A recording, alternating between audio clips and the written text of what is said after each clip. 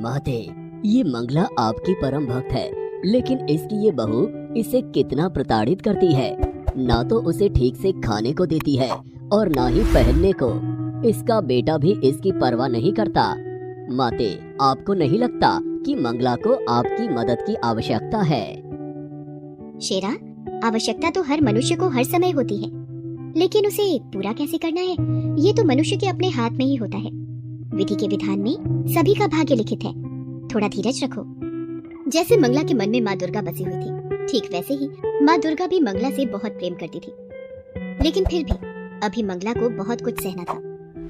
मीना बेटी, कल से नवरात्रे शुरू हो रहे हैं, तो माता रानी की पूजा का सामान चाहिए था और मेरे व्रत भी होंगे। तो माँ जी देखिए, आपको व्रत रखने हैं तो शौक से रखिए, लेकिन एक बात साफ साफ सुन लीजिए, आपके लिए फल मेवा और ये पूजा का इतना महंगा सामान लाने के लिए पैसे नहीं है हमारे पास। सब कुछ तो आपके सामने ही है। पता नहीं फिर भी आपको कुछ दिखता क्यों नहीं। ले देखिए, खेती तो है हमारे पास। बड़ी मुश्किल से इस बार चने की फसल कुछ ठीक ठाक हुई है, वो भी अभी पूरी तरह से तैयार नहीं है। अब आप ही बताइए कि पहले घर के जरूरी खर्च देखें या आपके ये सब नाटक।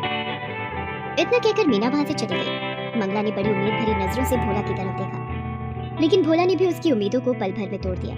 माँ, मीना ठीक ही तो कह रही है। वैसे भी तुम्हारा हर दिन तो माता रानी के नाम से ही शुरू होता है और उन्हीं के नाम के साथ खत्म भी होता है। तो फिर ये नवरात्रि पर व्रत रखने से क्या खास हो जाएगा? खामखा तुम्हारी तबीयत बिगड़ जाएगी और फिर डॉक्टर की फीस और दवाइयों पर फालतू खर्च, ये सब बड़ा भारी पड़ जाएगा। माँ, मंगला फिर कुछ न कह सकी, लेकिन वो उदास जरूर थी। उसने तो सोचा था कि इस नवरात्रि पर वो माता रानी का नया मंदिर बनवाएगी, लेकिन यहाँ तो पूजा का सामान ही नहीं आ पा रहा था। वो उदास होकर माता रानी के सामने गई और हाथ जोड़कर बोली, माँ, मेरे बच्चों को क्षमा करना, ये नादान है, पर मैं जानती हूँ कि आप अपने इस भक्त की मदद जरूर करेंगी। इतना कहकर मंगला रोने लगी। दूसरी तरफ मीना के दिमाग में नई खिचड़ी पकने लगी थी। सुनो जी, मैं क्या बोल रही थी, अपने खेत की फसल बस तैयार ही होने वाली है, तो किसी को तो उसकी रखवाली करनी ही होगी। हाँ, तो मैं रहता तो हूँ सारा दिन खेत में। देखा, भूल गए ना, कल हम दोनों को मेरे मायके चलना है पूरे 1 हफ्ते के लिए। मेरे इकलौते भाई की शादी है, तो जब आप यहाँ नहीं रहेंगे तो खेत का ख्याल कौन रखेगा? हाँ, ये तो मुश्किल हो गई। ऐसा करते हैं, तुम अकेली चली जाओ शादी में, मैं रुक जाता हूँ यहीं। अरे ना ना, आप नहीं चलोगे तो अच्छा लगेगा क्या?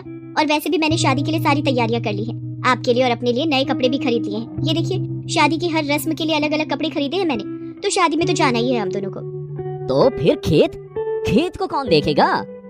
माँ जी है ना, वो रखवाली कर लेंगी खेत की। माँ, लेकिन वो कैसे? वो सारा दिन खेत पर करेंगी क्या?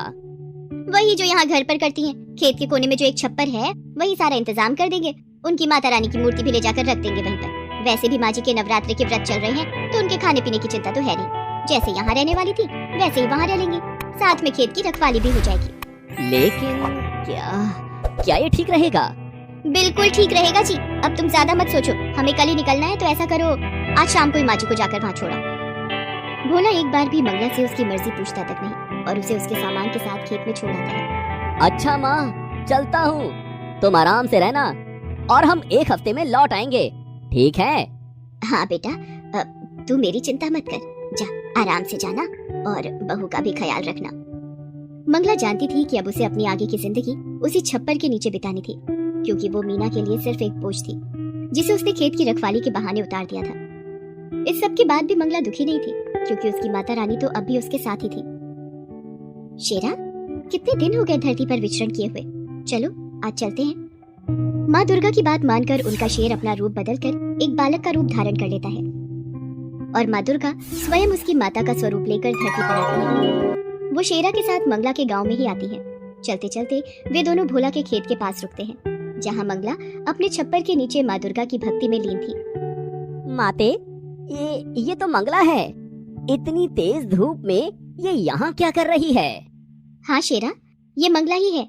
इसे इसके बेटे बहू ने यहाँ बेसहारा छोड़ दिया है। ओह, ये तो बिल्कुल अच्छा नहीं किया उन्होंने। माते, अब तो आपको इसकी मदद करनी ही चाहिए। माँ दुर्गा मुस्कुराकर शेरा की तरफ देखती हैं और फिर उसे अपने साथ चलने का इशारा करती हैं। Thanks for watching. Please subscribe my